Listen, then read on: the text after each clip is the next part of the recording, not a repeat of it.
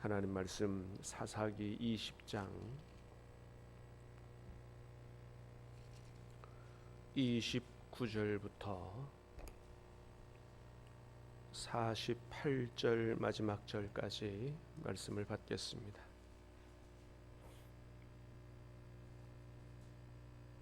사사기 20장 29절부터 마지막 48절까지입니다. 이스라엘이 기브와 주위에 군사를 매복하니라.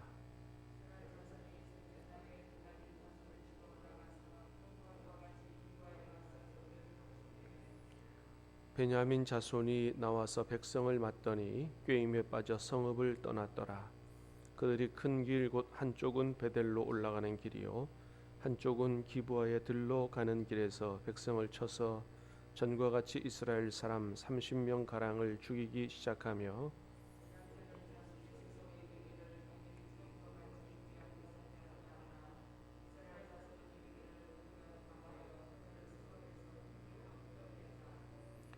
이스라엘 사람이 모두 그들의 처소에서 일어나서 바알 다말에서 전열을 갖추었고 이스라엘의 복병은 그 장소 곧 기브아 초장에서 쏟아져 나왔더라.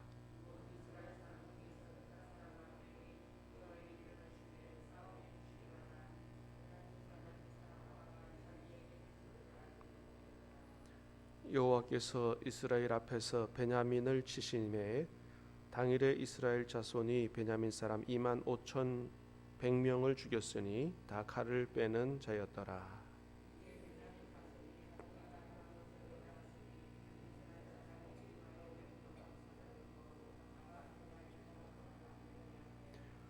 복병이 급히 나와 기브아로 돌격하고 나아가며 칼날로 온 성읍을 쳤음이더라.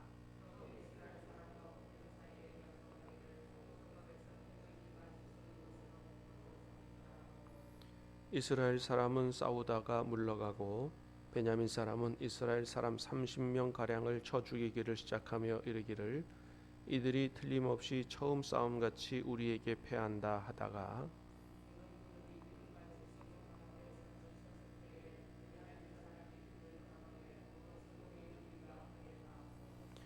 이스라엘 사람은 돌아서는지라 베냐민 사람들이 화가 자기들에게 미친 것을 보고 심히 놀라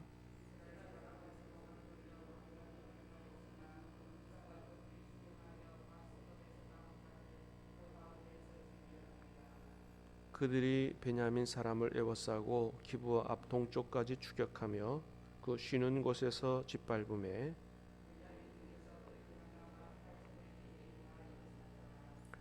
그들이 몸을 돌려 광야로 도망하였으나 림몬 바위에 이르는 큰 길에서 이스라엘이 또 5천 명을 이삭 줍듯 하고 드급히 그 뒤를 따라 기돔에 이르러 또 2천 명을 죽였으니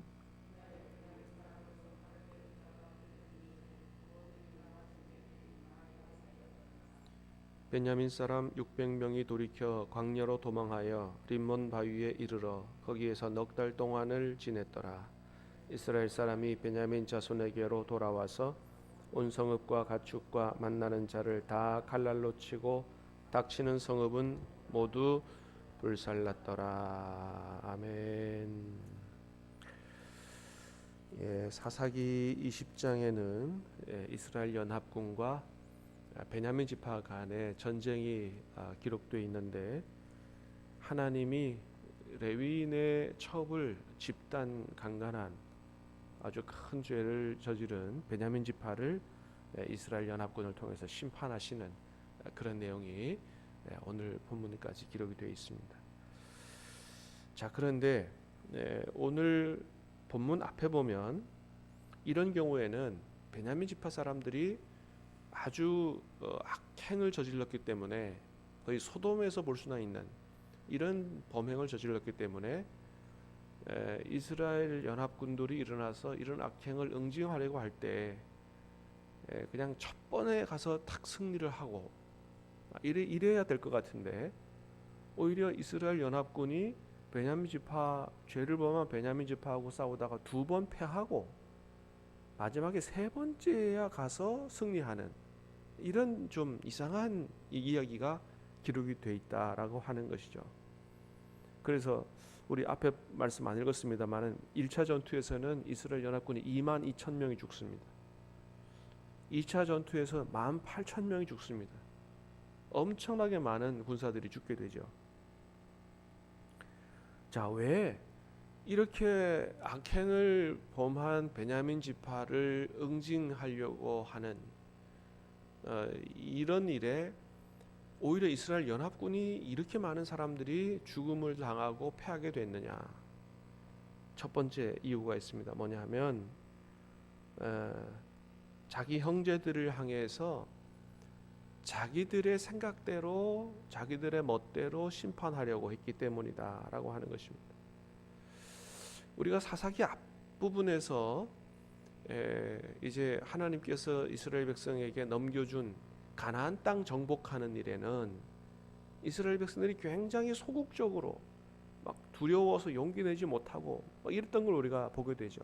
기껏해야 10,000명 모이고 어떤 사람들은 아예 그 정복하러 가지도 않고 오히려 아모리 족속에게 단지파 같은 경우는 쫓겨가지고 갇혀 있고 막 이런 모습을 봤는데 베냐민 지파 형제를 심판하는 일에는 온 이스라엘이 그냥 한 마음이 돼서 다 같이 올라왔다 그런 것이죠.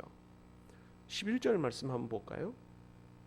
11절 시작. 이와 같이 이스라엘 모든 사람이 하나같이 합심하여 그 성읍을 치려고 모였더라. 그래서 몇 명 모였다 그랬냐면 2절에 보니까 보병만 칼을 빼는 보병만 40만 명이었다 그랬어요. 이방인하고 싸울 때는 10,000명밖에 안 모이더니 자기 형제하고 싸울 때는 전국에서 모여가지고 40만 명이나 모였다는 것이죠. 여러분, 아무리 베냐민 지파가 잘못을 했다고 해도 형제를 치는 일에 이렇게 그냥 온 이스라엘이 다 모여가지고 베냐민 지파를 응징하자, 이거 그렇게 하나님 기뻐하실 일이 아닌 거죠.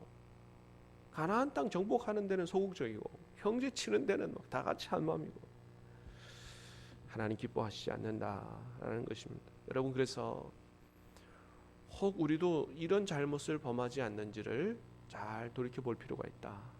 우리가 정말로 싸워야 할 대상은 우리 아니라는 거죠. 밖에 있는 악한 무리들과의 영적 전쟁이다.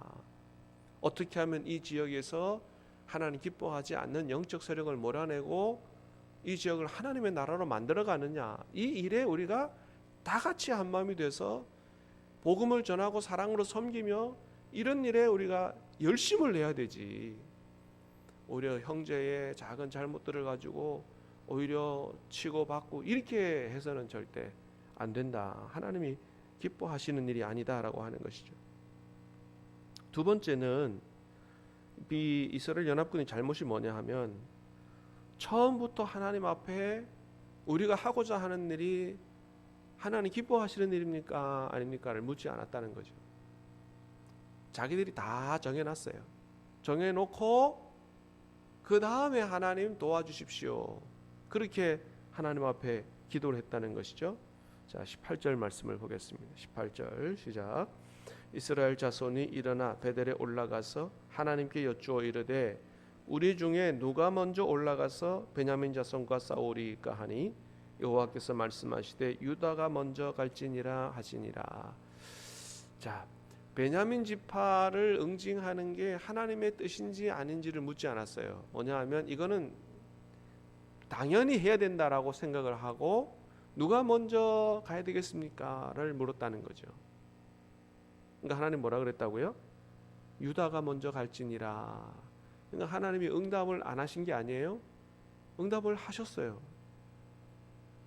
근데 이 응답은 기뻐서 응답하시는 게 아니고 그러니까 니들이 뭐 원하는 대로 한번 해봐라 이거예요.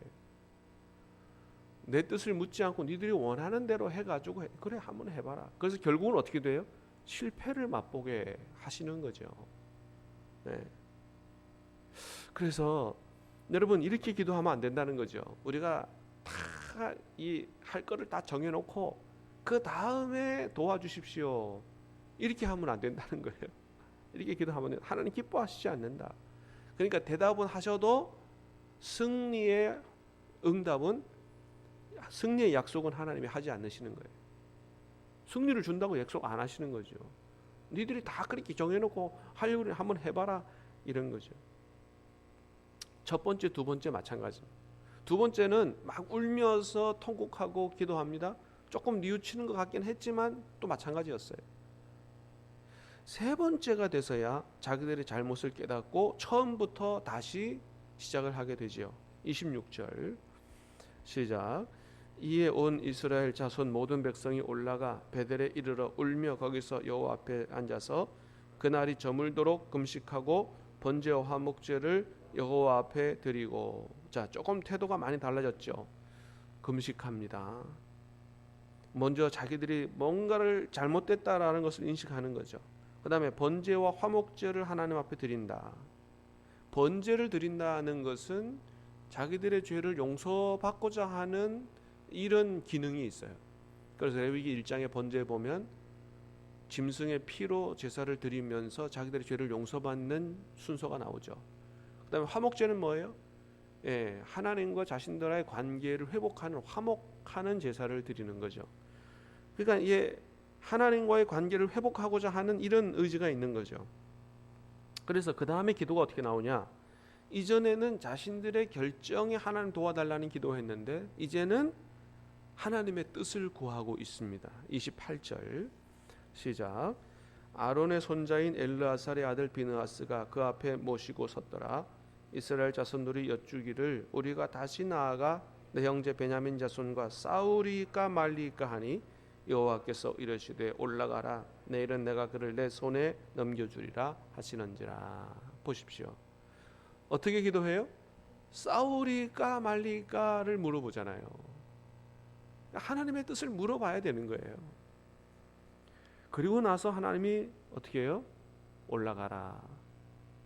내일은 내가 그를 내 손에 넘겨주리라. 승리의 약속을 하나님이 하시는 것이죠.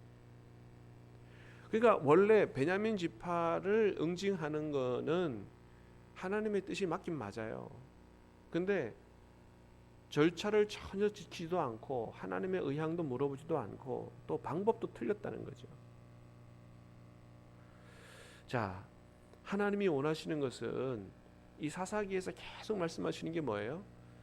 하나님을 왕으로 모시고 살아라 이거예요. 하나님의 뜻을 묻고 거기에 순종하며 살아라. 다윗의 기도와 사울의 기도의 차이가 뭐예요? 다윗은 끊임없이 하나님의 뜻을 묻잖아요.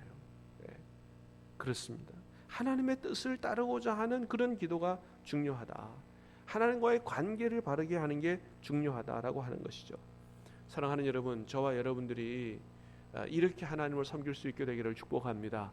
하나님을 나의 왕으로 모시고 하나님을 나의 주인으로 모시고 정말로 하나님의 뜻을 구하고 묻고 깨닫고 순종하는, 그래서 하나님의 뜻이 우리 안에서 이루어지기를 기도하는 이런 이런 신앙생활 될 수 있게 되기를 주님의 이름으로 축복합니다. 근데 많은 경우는 이제 그렇게 안 한다는 거죠, 그죠? 내가 하고 싶은 거를 다 계획해놓고 도와달라고 기도를 하는 경우가 많다는 것이죠. 자, 그리고 오늘 본문에서 주목해봐야 될 것 한 가지는 35절이에요. 35절 시작. 여호와께서 이스라엘 앞에서 베냐민을 치심해 당일에 이스라엘 자손이 베냐민 사람 25,100명을 죽였으니 다 칼을 빼는 자였더라. 자, 35절에 뭐라고 말씀하시냐면 여호와께서 베냐민을 치셨다 그랬어요. 이스라엘 연합군이 친 거잖아요. 근데 오늘 본문에는 하나님이 치셨다 그랬어요. 그러니까 베냐민 지파의 심판을 누가 하신 거예요? 하나님이 하신 거예요. 이스라엘 연합군을 통해서 하나님이 하신 거죠. 그러니까 베냐민이 왜 이렇게 심판을 당했어요? 그것은 베냐민 지파가 회개하지 않았기 때문입니다. 베냐민 지파가 하나님 앞에 심판당한 것은 죄를 범했기 때문이 아니에요. 사실 죄는 베냐민 지파 전체가 범했다기보다는 그 몇 일부가 범한 거죠. 근데 베냐민 지파 전체가 하나님 앞에 심판을 받은 이유는 뭐냐 하면 베냐민 지파가 회개하려고 하지 않았다는 거예요. 처음에는 이스라엘 연합군이 그 범죄한 사람들 내놔라, 그 사람들 징계해서 우리 안에서 악을 제하자 그랬는데, 그때 베냐민 지파가 자기들의 잘못을 인정하고 죄인들을 내주고 그렇게 해야 되는데 안 그랬다는 거죠. 자기들의 혈연에 얽매여서 우리가 남이가 혈연에 얽매여가지고 안 내주고 오히려 이스라엘 연합군과 싸우려고 했다는 거예요. 회개하지 않았어요. 그래서 전체가 하나님 앞에 심판을 당하게 된 것입니다. 그렇습니다. 범죄에서 심판을 당하는 게 아니고 회개하지 않아서 심판을 당하는 것입니다. 오늘 본문에서 하나님 말씀하십니다. 비록 하나님의 택한 백성이라 할지라도 회개하지 않으면 심판을 당한다. 사랑하는 여러분, 우리가 심판주로 다시 오실 주님 앞에서 회개하지 않고 우리 죄를 감싸 안고 있다가 심판을 당하지 않게 되기를 간절히 바랍니다. 주님 만나기 전에 우리 안에 있는 죄 감싸지 말고 다 회개하고, 그래서 용서받고 주님 오시는 날에는 기쁨으로 주님을 맞이하고 영생 천국에 들어갈 수 있게 되기를 주님의 이름으로 축복합니다. 기도하겠습니다. 아버지 하나님, 감사합니다.